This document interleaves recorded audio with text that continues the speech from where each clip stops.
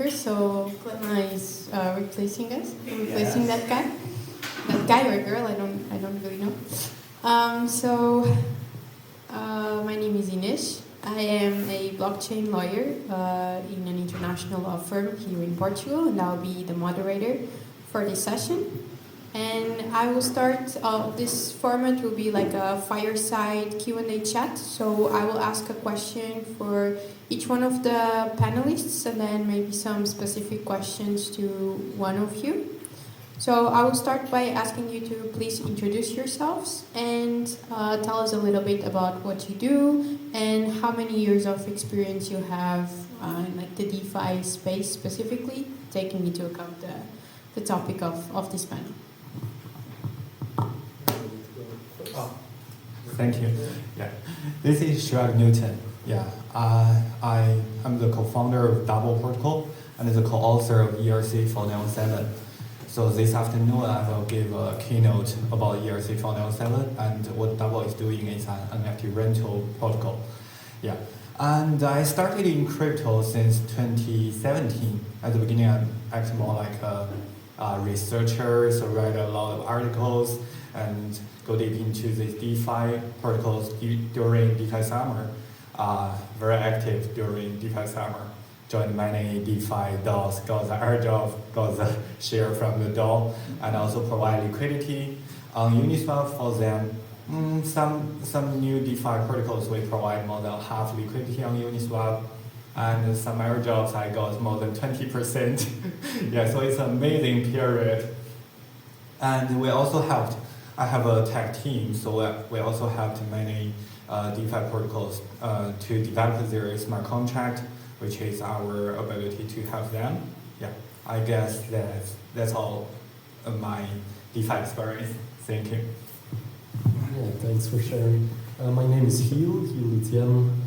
Online, I'm also sometimes known as Deep Crypto Dive. So I've been in the DeFi space specifically full-time since 2019. That's when I quit my day job to go into crypto. But I've been following the blockchain space for like over a decade by now. Just because I was really interested in technology and offering this decentralized alternative to the traditional financial system. In 2020, I also co-founded a DeFi savings application called HaloFi. I'm currently not working full-time on that project anymore. I transitioned very recently now to doing more research and data-driven tasks. But yeah, I also have a lot of DeFi summer experience from all the different applications, different chains, different primitives. So it's really interesting to have seen this space evolve over the past few years. But also as my work as a co-founder, also involved in more of like more strategic, technological aspects.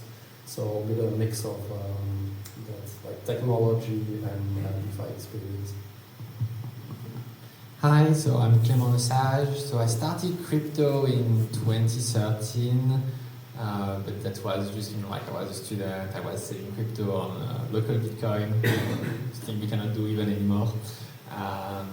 And I went into crypto full-time in 2017 with Claros, which is a dispute resolution system for smart contracts. So in terms of DeFi, I have a few interests. One of the first one would be, we have some portfolio to manage as a cooperative, so we are using a DeFi product to get some yield. We are also serving as an oracle for prediction markets, so I have a particular interest in prediction markets. And also, personally, before I was doing some audits, so like I audited Aave, for example, the V1. Don't ask me anything about what is deployed now, but to give you like the few thoughts that I can have on DeFi. Okay, so maybe I should also say, in my case, I started in the blockchain space in maybe 2018 when I was writing my thesis about decentralized justice before this term was even created by the founders of Claros. And then I started becoming a blockchain lawyer at this law firm. And nowadays, I was also research fellow for Claros for a few months. My paper should be published very, very soon about how Claros can be used in platforms that are tokenizing real-world assets, RWAs. And I'm also the ambassador for a DeFi startup, hence why I am the moderator for this panel. So starting with our first questions, and I'll be monitoring the time here. So DeFi has experienced explosive growth over the years, obviously with many ups and downs, which is normal in any market, especially in the crypto market. So what do you think, and you can maybe say 3 reasons, so what are like the 3 key reasons or the 3 key factors of why do you think DeFi keeps growing despite everything that's happening in the crypto world? Yeah, good question. So from my perspective, actually I just want to name one factor here. It's called permissionless interoperability. I think that's a key difference between the centralized application and the decentralized applications. Yeah. When we talk about cryptocurrency, especially for people not working Web3, has no experience in Web3, they always ask me, tell me, what did they change? What does it change? Yeah, any change that they take, you are just a speculation. You guys didn't create anything which improves the efficiency there. But I want to say, yeah, for DeFi, because of the permissionless interoperability, it definitely changed a lot. We can take the example here. How many people are there for the traditional finance exchanges? And how many people work for Binance? I guess the number is more than 8,000. But how many people are there in Uniswap? It's a change. But how can we achieve it? Because of the permissionless interoperability. You can always build on top of that without permission, which is the DeFi legal, we call it. Like we all know last week, yes, it's last week, Celestia released their token TIA on Cosmos ecosystem. And that's the first time for me to try the Cosmos ecosystem projects. So I tried the osmosis. And I found one thing which is really ridiculous for DeFi. You know what happened? Like some centralized exchanges like a KuCoin, they list the TIA earlier than the DEX. Why? I'm so confused about it. Then I asked this question in the Telegram group, and I got the answer. Please wait. That the PR is already submitted, but we need to merge it. Come on, it's a DEX. So the speed is even slower than the centralized exchanges. But as for the real DEX, as for the real DeFi, it's fun. It's a speed. I talked to some founders of the centralized exchanges, and I gave some reasons like the DeFi protocols can be, have some new features, but they told me, yeah, we can also develop it. And the final reason I convince them is that speed. Every token you want to list on centralized exchanges is already on the DEX. When you release the token on chain, it's already on the DEX. You don't need to do anything even.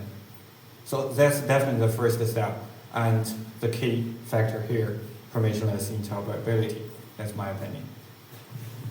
Yeah, and I agree very much that like the permissionless nature is a big portion of it. Like if I want to open a digital wallet, I don't need to fill in paperwork and wait for the bank to approve it. I went through the process. I moved to Portugal a few years ago to get a bank account here. And it was crazy, right? I would not recommend it. Yeah. My printer worked overtime. Nowadays, you already have some digital banks working here in Portugal, but they are like very, very recent. So if you did it many years ago, it was probably mountains of paper and signatures and going to the bank. Errors in the paperwork, but yeah, just so if you create a digital wallet, you can get going immediately. Okay, we'll need to fund it. That might require traditional bank transfer or like a credit card, but you can get started without asking anyone permission. Like I could send you some money and you can go trade whatever Shibu, Ina, Bitcoin, Harry Potter coin you want and maybe make some money, maybe not. But I think that's a very, very big difference, and also just the fact that it really at this point provides a better alternative for me personally than the traditional finance system for my savings. I can have a digital euro, a stablecoin euro, can put it in Angle protocol, for example. I can earn more than 4% yield. That's better than any bank account will give me for like a non-locked up deposit. If you want to go a bit crazy, you bridge it to Arbitrum, you LP it, and you have like 10 times as much of the returns, but of course more work to monitor, etc. But it offers a really like big advantage, in my opinion, compared to what's already out there in a traditional system. So I think that like having it permissionless being better, I think better features. Maybe some stuff that's still missing is making it really easy for most people without a technical background. But Yeah, we'll also explore that. So yeah. Yeah, so 3 important points for DeFi. So the first one would be automation. I think what is quite specific with DeFi or crypto is that now we are automating the center, because most of the automation we got before, we are making machines and we are automating like small, not necessarily qualified jobs, while here we are really turning qualified job into just code. So you want to invest into something that just some smart contract code. You don't need to call someone. You don't need to talk to people. You have on your laptop. You can manage your portfolio. Second one will be self-custody. So you don't need to trust a particular party to keep your money. You don't need to be scared of having your money stolen by this party or by government or by any other actor, except actor which can fish you and potentially hack you, but yeah, there is still stuff to go, but we are going in the right direction. And the last one would be composability. So I think that's basically permissionless when the equivalent of permissionless given by the other panelist. You can use a DeFi, you can make a DeFi protocol which is relying on another DeFi protocol, which is relying on another DeFi protocol, and maybe sometimes you have 3 other DeFi protocols that you combine. So it's really like money Lego, like anything that you will get in like the former world, like the classical banking system, will have need to be a product offered by one entity, and maybe syndicated some partnership. But in crypto, you don't even need to ask permission to people to build on top. You just build on top. So like we get, for example, you get DAI, you put it on one thing which is going to be SDAI, so now you get some yield on your SDAI, you put it on Pendle, so now you get to have your yield tokens split from the principal token, and then you get some Pendle on top of it. And all of this, at no point you had to have the guy of Maker and the guy of Pendle sign any sort of agreement. Like they can just build on top. And I think that's why DeFi can outcompete the classical financial world, because any DeFi project alone cannot outcompete the traditional financial world, but those projects combined can. So maybe if I can add, like I think number 3 is the speed. Like you mentioned, I have a colleague, his wife works in traditional banking, like in the US. A very big US bank. They spent 4 years just building a system to provide custody for crypto assets. If you compare that to what happened in the DeFi space in 4 years' time, like they just, it's only like buy and store the coins, not anything else. And like if you see the speed that this space is moving, like it's going to be very hard for a traditional finance system to like outcompete that, I think. Okay, we can also explore that part on the speed and how the ecosystem is moving at a later stage.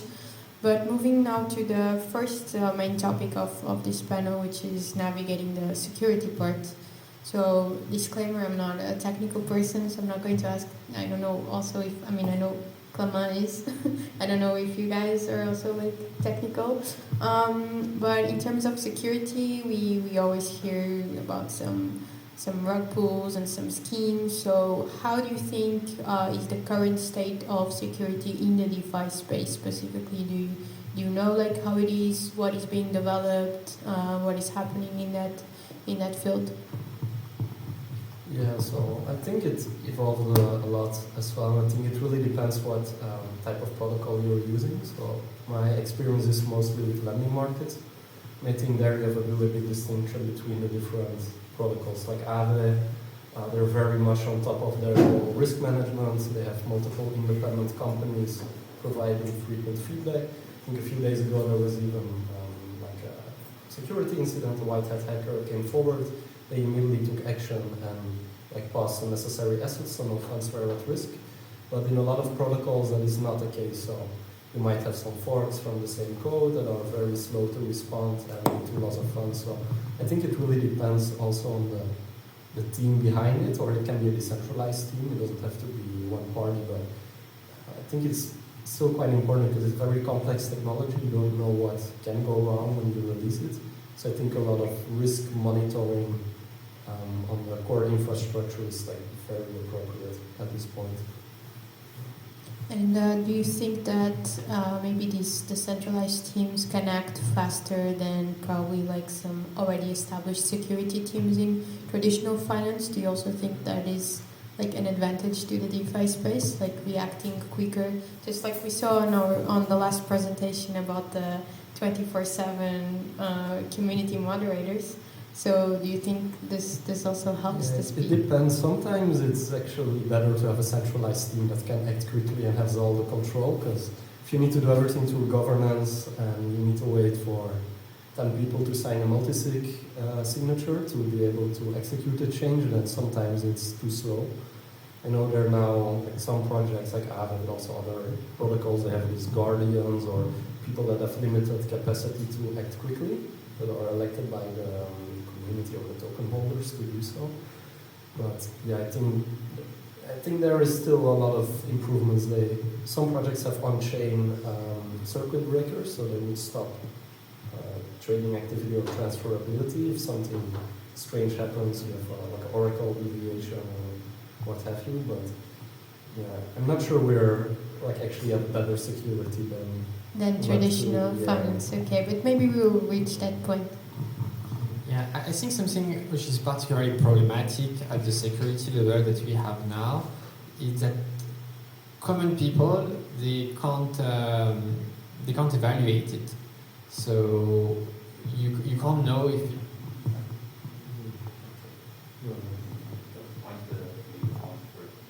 test. Can you hear me? Yes, okay. That's the point.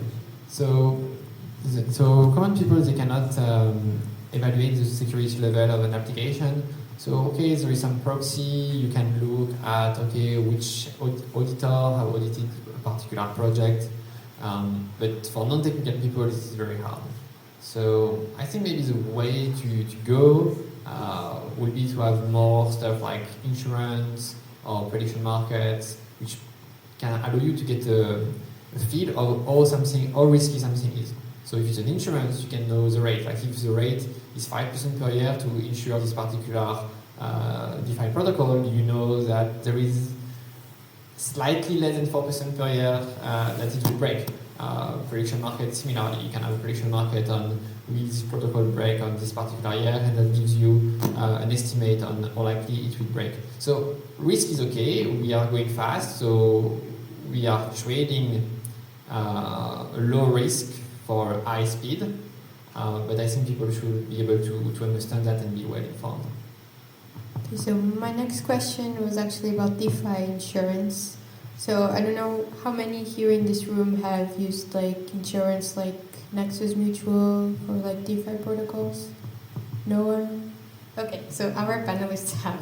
So what are your thoughts on that? Do you recommend people to explore that if they want to start out in the DeFi space but are a bit scared?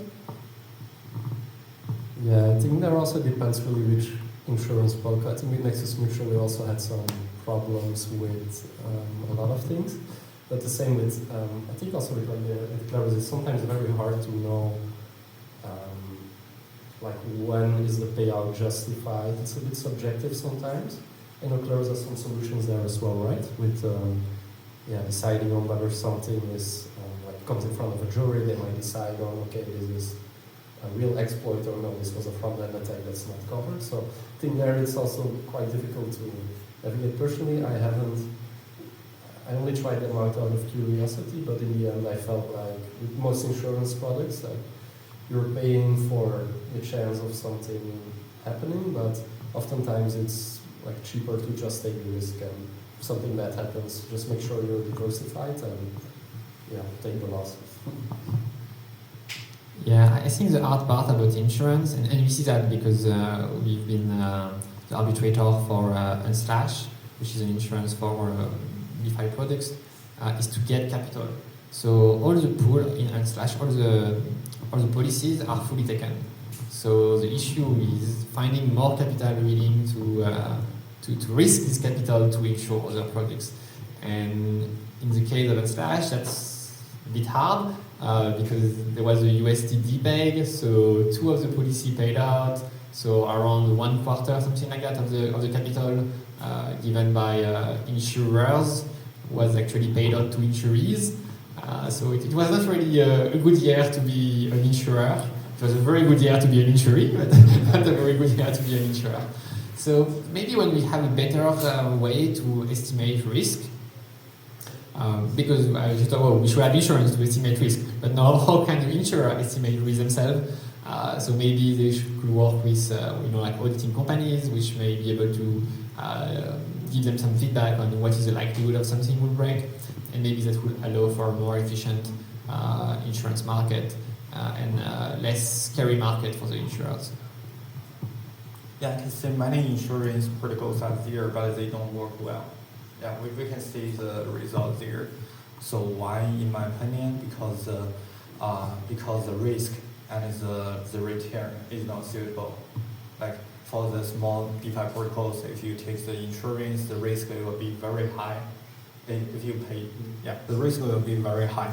So I can say maybe not more than 80% of the protocols will be hacked, or 60, the new protocols. As for the previous big protocols, they already have a very big TVL. It's very hard to cover the insurance there. The TVL is so high. How can you get so many people pay for that? So that's a key issue here. And I think the protocol, you want to prove the code. The only way to prove the code is on the midnight with the real money, with the large money. So as for the last question, I think it depends on different phrase. Like at the beginning, centralized team is definitely better, and because people trusted the people, trusted the people, not their code actually. I think at the beginning just trust these people, and they are glad to add the TVL there. But from following the growing of the protocol, it can be more decentralized. And for many folks, we can see so many chains. For many folks, I really suggest not to change the code. Just upgrade the tokenomics on your chain and just copy all the code. It's safer. Yeah. Thank you. So moving now on to regulation. And actually yesterday I was a speaker at a conference that they're organized that was just on crypto regulation. So this is a topic that I was just talking about yesterday. So first, do you think that regulation is ever necessary for the DeFi space? And if you think it's necessary, do you think regulation can kill the space, or it can help it evolve and become, well, to promote like mass adoption, which is supposedly the end goal that we're all striving for? I think for like the onboarding and offboarding, I think regulation there does make sense because it's basically regulation of a traditional finance system if you want to exit that into crypto or the other way around. I think for DeFi a lot of self-regulation could also be helpful because with the policies, like you see for example with MiCA, I think the first version, I'm also not super law focused, but I'm here for that. yeah, if my understanding is correct, like in the first version of MiCA, DeFi is exempt as long as you have sufficiently decentralized. Right now, MiCA is like not applicable to DeFi. It regulates other types of crypto assets, but it's not even like the crypto tax law here in Portugal. It doesn't really contemplate DeFi. So right now, I would say most regulations that are coming out, that there are many all over the world, they are leaving DeFi a little bit out of the scope, probably because the regulators don't even understand. I mean, they've just started to understand what blockchain technology is, so they still need to like go a long way until they understand what DeFi I is. think now it's okay because there's not too many like roadblocks. I think if you're building a DeFi protocol, you can like just do it from your. But that might change in like a few years if there's a Mika tool that might include DeFi, and if you suddenly have to KYC everyone on your protocol, it will make a lot of applications impossible or not possible like we're doing it now. Like you couldn't have an Aave, you'd have like to have a permissioned version where you onboard each user, and it's never going to be so impactful, or it's going to lose a lot of the advantages. So I think it can also be a roadblock if it's done in a way maybe with people that don't fully understand the technology or don't want to see it complete. So I think it's also definitely a challenge to overcome in the next few years. I'll just leave here another question, but I will let the other speakers also answer. Do you think that if DeFi starts being regulated, do you think that it will become exactly like traditional finance, and then like a new DeFi or DeFi 2.0 will appear? I think there's people like working on, I know there's a dark fi project, and like they're trying to vary the crypto anarchistic way, but that's never gonna get like mass adoption. So maybe there will be some niche projects, but they're not gonna be what my mom would use, for example, to put her savings in. Yeah, so my point would be, well, DeFi cannot be regulated. If you regulate it, you need to have a centralized point of pressure for the regulators, then it's not DeFi anymore. So by definition, DeFi is unregulated. Now the question is, will the state try to turn some DeFi project into hybrid or classic companies? Now that's maybe possible. I don't think it's really desirable because, again, like the whole point of crypto in the first place was to be able to make stuff that they couldn't make in a centralized way. Bitcoin, they make Bitcoin fully decentralized, such that the US cannot prevent them from emitting their own currency. So now a lot of people are new, or a lot of people forget. So some people are forgetting the roots of cryptos. But the crypto movement is a movement which is not a pro-regulation movement. Now it doesn't necessarily mean that regulation may be bad, because we've seen that regulator ended up actually being way less scary and mean than what we are expecting them to be, at least at the start of crypto. And so a lot of projects, they pretend themselves to be DeFi, to be decentralized, but in fact they are not. They are more or less operating as a classic company, and then say, oh, we are DeFi, so we're not going to get regulated. So I think, maybe this may stop. It's not that I want the government to go after them, but it's that there may be some sort of evolutionary pressure in some way, pushing the project into being really decentralized and to be regulated. And again, that's a very interesting article about that.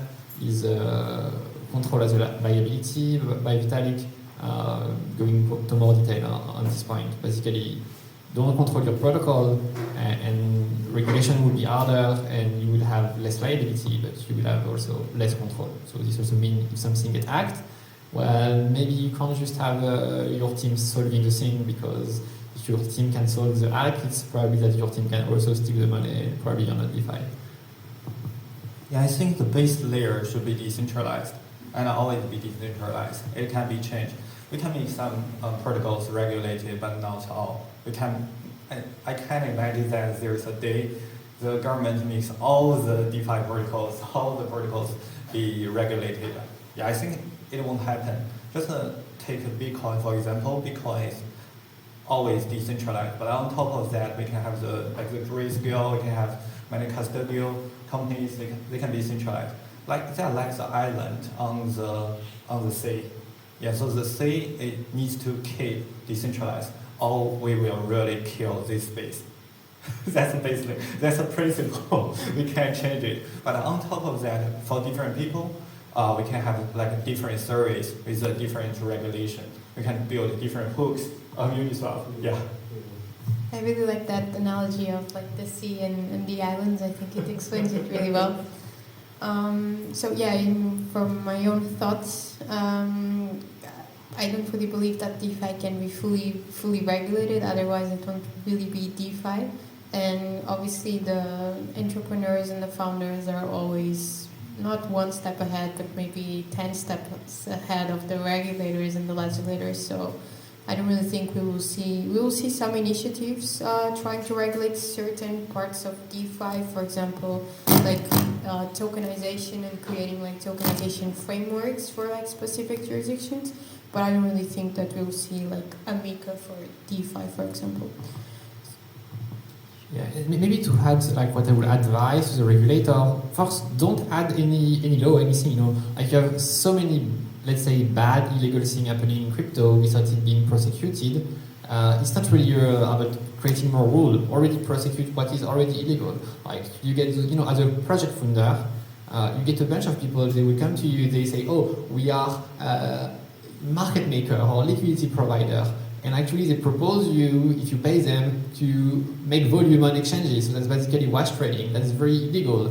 And outside of Canada, I don't hear much about wash traders being sued. You know, like I even see them in conference. You know, so already try to prosecute what is already covered by the law, which is already bad. That everyone knows it's bad. No one in crypto is going to advocate for wash trading.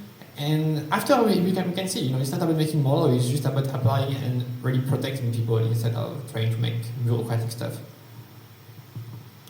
So my next question is, what are your thoughts, what are your feels on regulatory sandboxes? And as an example, we have, for example, nowadays the DLT pilot regime. I don't know if any of you in here are familiar with it, but it's an initiative by the European Union to allow for tokenized shares and bonds for certain companies that want to launch it using DLT technologies.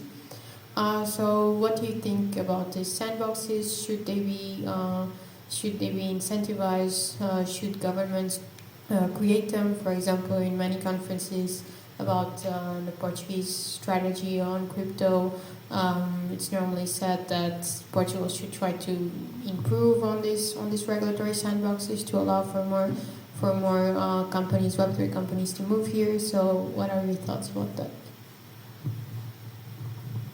Yeah, I don't know that much about them specifically, but I know previously what happened in Singapore or some other countries. You could get, like, if I understand correctly, you get like a temporary license for a few years. Yeah, or you get like certain exemptions, either like tax exemptions for companies that are building on these technologies.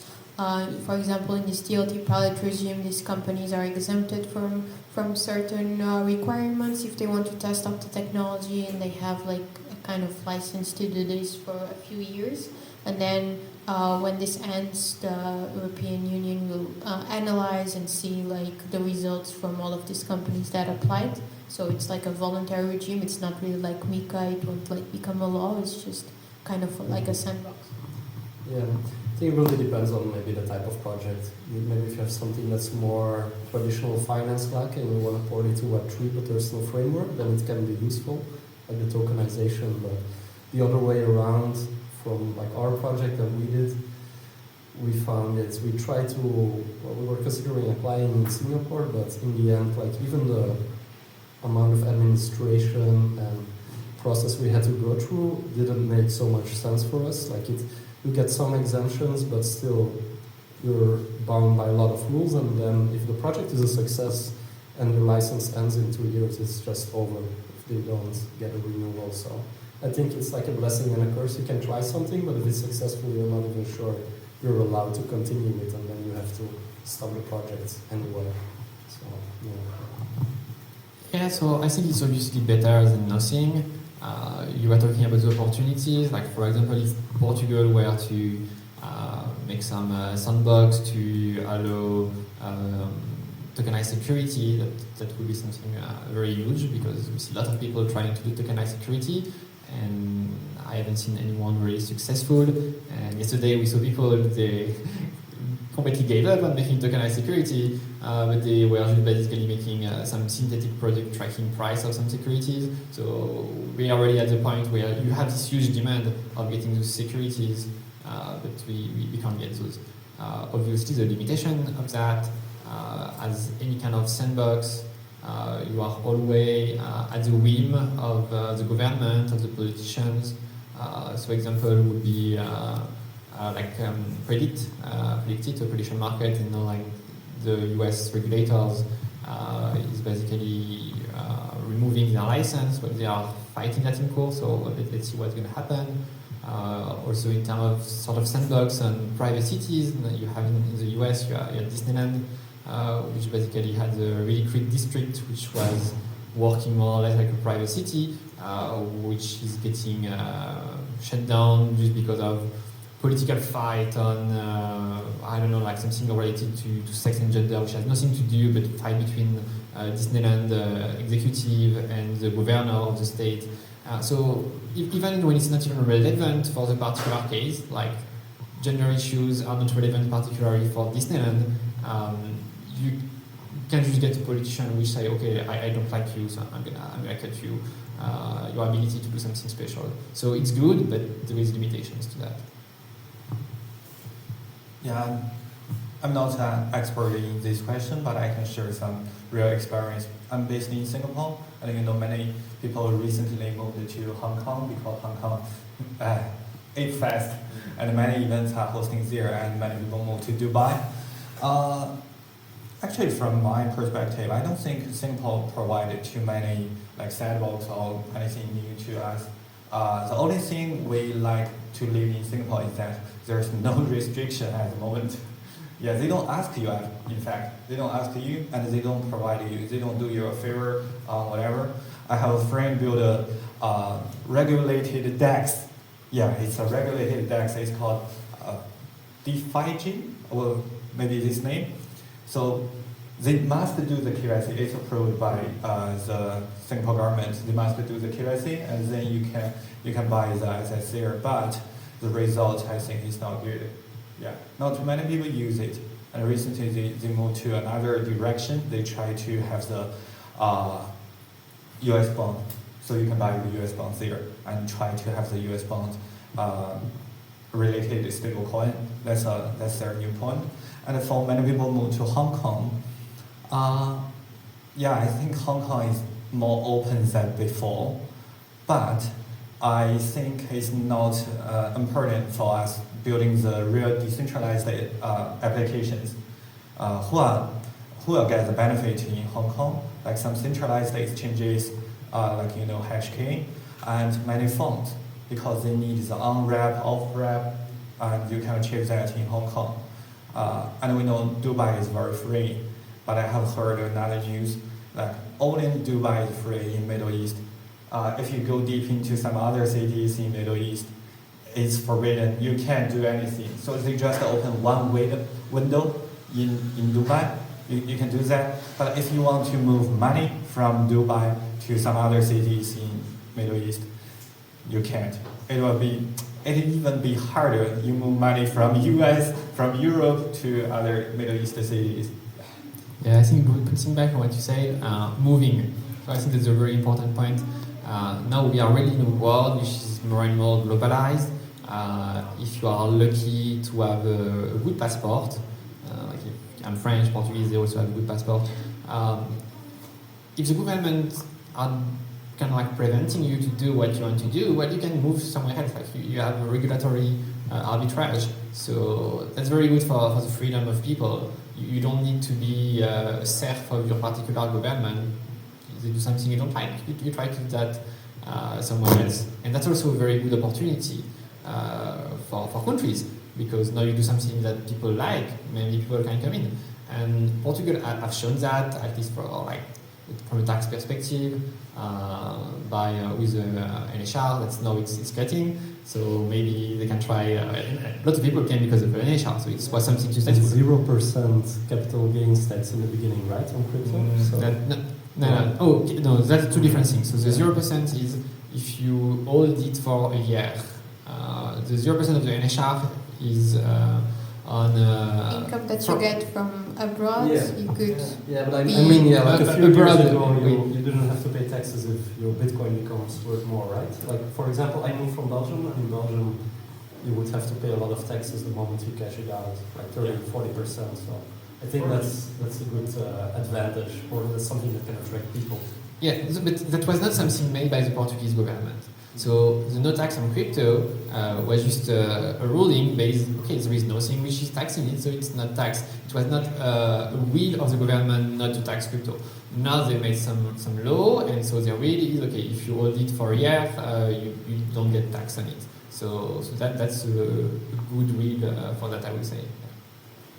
So, yeah, we actually discussed that yesterday at West Street conference. If the government not taxing crypto was like they just forgot and they were not aware, or if it was like an action that they were taking and to try to get more companies to move here.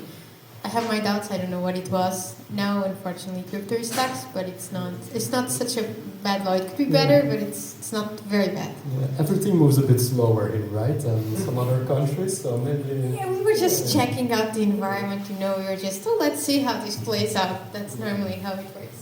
So crypto is taxed in theory, but I almost feel, at least personally, in the way it impacts me, it's more like a trading restriction than a tax, because. Yeah, I'm not gonna sell something for fiat in less than a year because it will be very fiscally disadvantageous for me to do so. So I'm not sure that the government will actually get much benefit from that. I mean, much money from it, because I don't think a lot of people are gonna pay taxes on crypto. They will just hold it for a year, not to pay those. And people who are active traders. Maybe they would just move somewhere else. So I'm not complaining, it's still way better than average. But yeah, like I think the government did not really have a good understanding of crypto and crypto users. And I tend to see that in Europe, like individual state governments tend to have a pretty poor understanding of crypto. EU, on the other hand, I was quite impressed. Like I went a few times to the EU Commission, and I was quite impressed by the level of understanding of the ecosystem by the EU. Yeah, so I think there's also a big role that all of us here in this room have, which is to try to contribute to the education of not only common people, but education of the regulator. Because if they are regulated on something that they don't understand, it won't go very well. Okay, so moving on from regulation, we pass on to UX. So normally what we hear is that DeFi is a bit complicated to navigate, the user experience is not optimized, it's only developed for people that have technical skills, whereas in these CeFi exchanges it's very easy, anyone can have the app on their phones, they can start trading crypto quite fast. So what do you think is the current state of the UX development in DeFi protocols? And do you think that it's okay as it is, or that it can be improved for mass adoption? And if it's not being improved, why is that?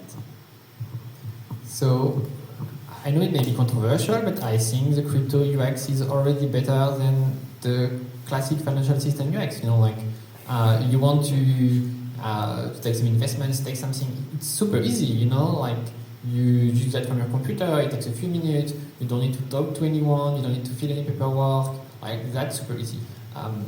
Now, some people may be more used to the traditional financial system.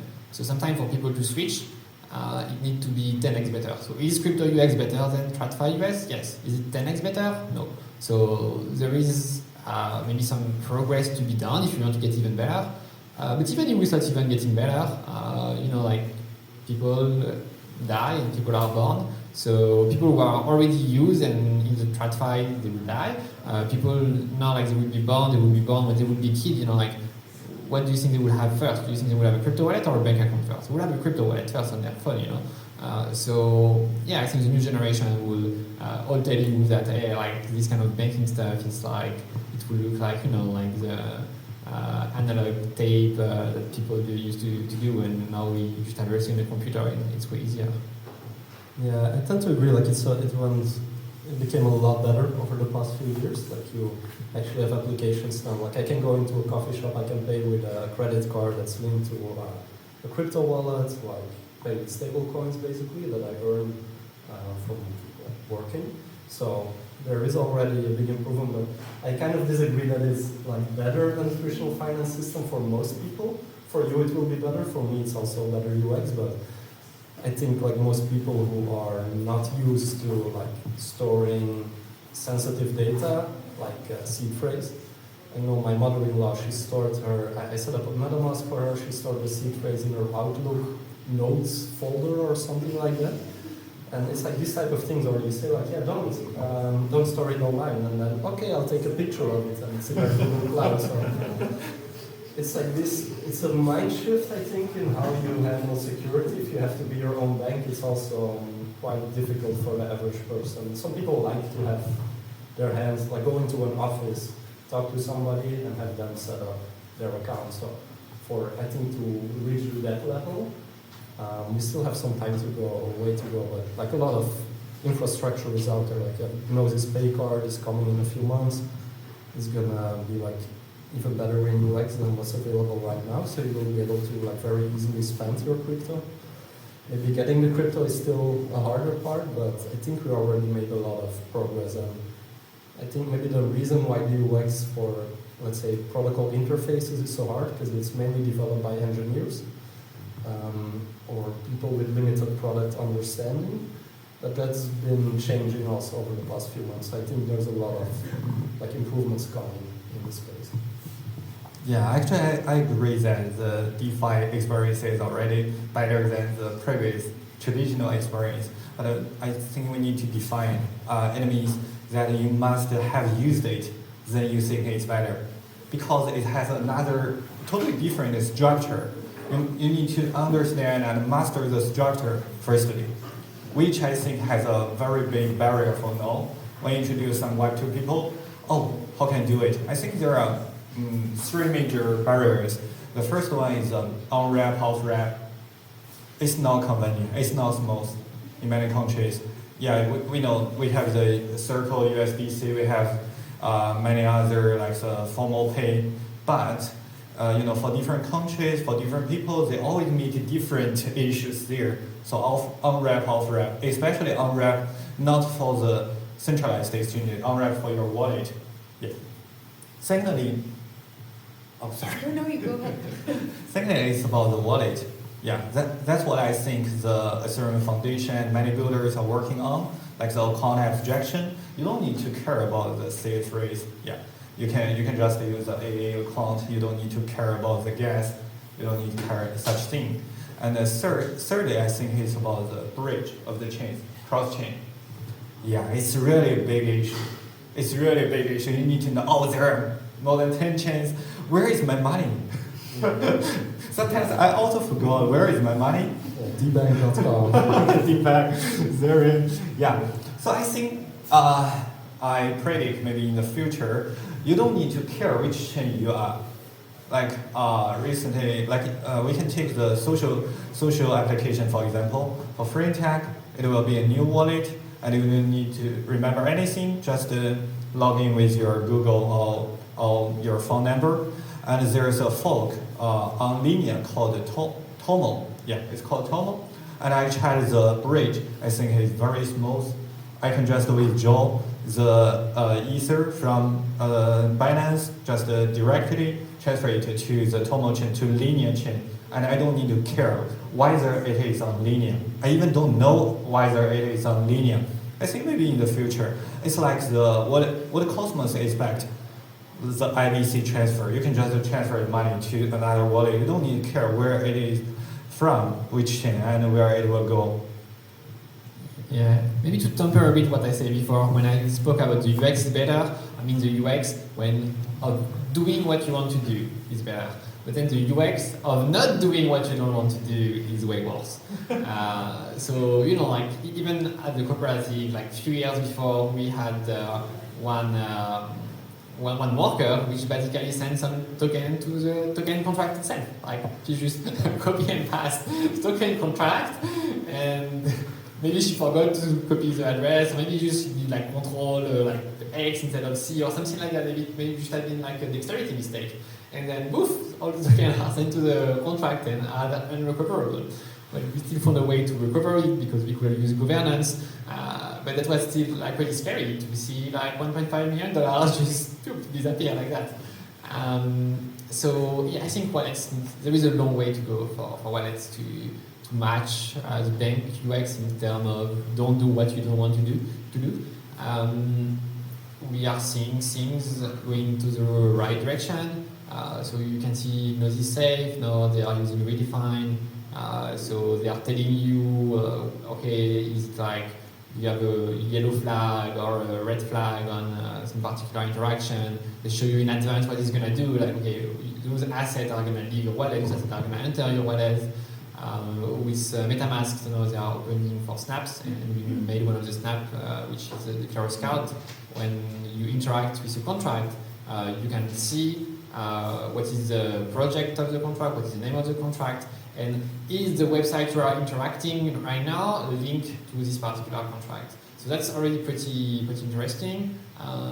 We still need some improvement to have that for the approval, because approval is also one common way of using your money, specifically in getting scammed. But yeah, I think we are going to the right direction. But I think one of the big blockers not to have a better UX is that wallet and all the information provider basically they are scared of giving you wrong information and you making a decision on the wrong information and being liable. So maybe they give you some information, this information is going to be right 99.99% of the time. But then on the 0.001%, they may like lose money and the user may try to sue you. Well, if you don't give them information, maybe the user is going to be wrong, I don't know, like 0.5% of the time or something like that. Or maybe even if let's say 0.05% of the 0.05% of the time, something like that. But that will still be way worse. It's way worse than if the wallet were to give the information. But then the wallet can say, well, you saw it, you approved it. That's completely your fault. So we end up into this kind of weird situation where if you are actually protecting the user, you are at risk that when something goes wrong, it's your fault. So because of that, you don't protect the user.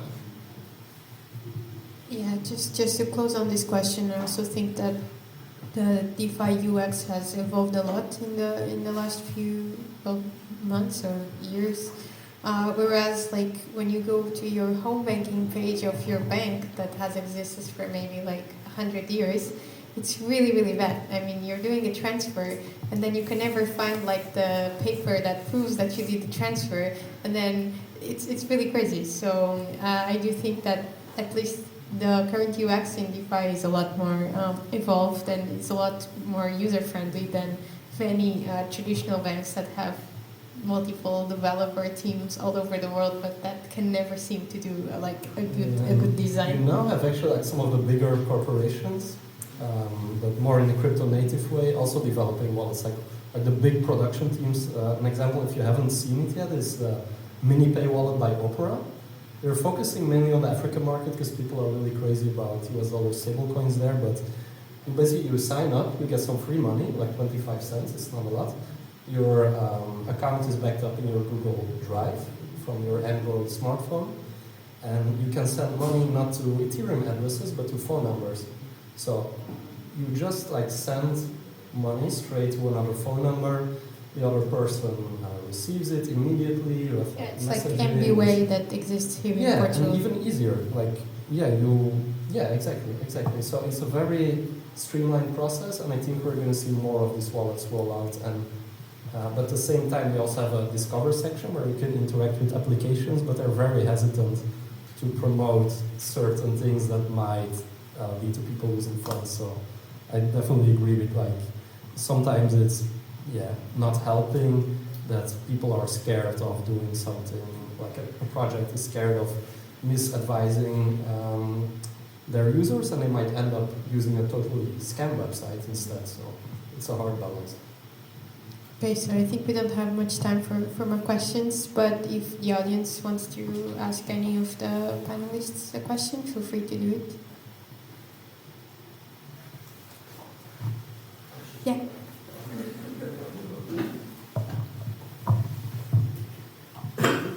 Okay, that was a wonderful example of a wallet that uses perhaps the Web 2 infrastructure. And I felt within myself a strong rejection of utilizing, for example, Google or telephone numbers, just because the Web 3 ideologically has been built around the ideas that, you know, we're going to be building our own infrastructure that is not going to be so much linked or so interconnected or so reliant on all the Web 2 structures. Perhaps also because of the control and because of the resilience and because of us trying to build a better future, one that is possibly not going to be so abused, data-wise, privacy-wise. So I wonder, what's your perspective on that? Because I do feel like in the future there's going to have to be more bridges between the Web 2 and Web 3, and perhaps that's the way forward, but I would like to hear the speakers as well.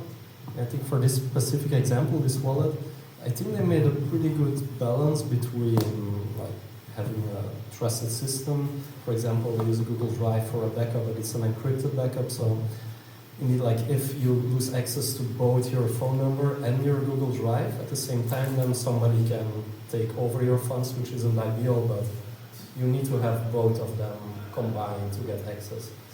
So actually, the way they do the phone number messaging is a fully on-chain protocol that deterministically links a phone number to a specific Ethereum wallet address.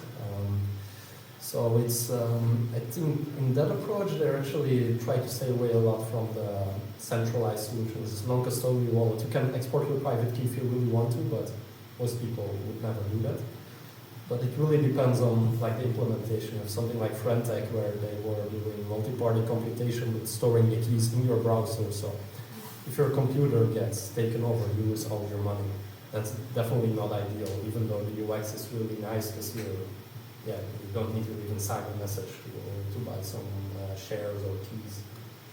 So yeah, I think it depends very much how we implement it, and it's really hard to do it in a really decentralized way. In my opinion, Web3 is not the enemy of Web2. So we don't need to say like, well, I must defeat you, like such thing. Actually, we can exist with each other. But what changed? What changed is the core question here. Yeah, it can always be decentralized. I can always remove it. We can take Bitcoin for example. If you take more than half of the mining power, which means that you can do anything on Bitcoin chain. What can we do? We can fork it. So we can always make it decentralized. Yeah. So currently we can use the Google Drive. It's more efficient. You can save more money. Then use it. If Google has some bad action, then you can remove it. You can change to another way. That's the power Web3 has. But with Web2, you can't change it. Like if Twitter blocked your account, you can't do anything. Yeah, I think also we could kind of like split wallet usage into what is a regular usage, like for example what you will use to pay to buy beers, and your life saving. So your life saving, if you want to have self custody, you want to have your seed phrase or your share of multi-sig or spread sharing. But now, to introduce people, like you can introduce someone with a wallet which is controlled by an entity which will recover it to them if they do something wrong. It's fine, I'm completely fine for Google to have the money I'm going to spend in the month. I'm not fine with Google to have my life savings. Yeah, it's a bit like you have the credit cards, right? It's basically a card with a private key printed on the back, and you give it to everyone if you want to book a flight or whatever. So you're not going to store. I hope you don't have a limit of your full life savings on there, but it's literally what we do. We give out our private key to people and say, oh yeah, take whatever you need, I trust you. So I think, yeah, it makes sense to have like these smaller wallets with... Like the burning wallet. Yeah. Like the credit card thing always seemed completely crazy to me, that you basically had to give the private key. But I think the bank actually understood that. Like now you have this kind of 3D secure and you have to validate in your app by putting a password. So I think the private key thing, it was something, but I think even the bank went away from that and understood it was bad. Also because basically the government told them like if someone steal some money from the credit card, you, the bank, are liable. So that gives them a very strong incentive to make it secure. Okay, do we have any more questions? Okay, it seems not. So thank you everyone for participating. Thank you for being here to listen to us. I hope you enjoyed it and have a nice lunch, and we'll see you in the afternoon again. Thank you for moderating. Thank you, guys.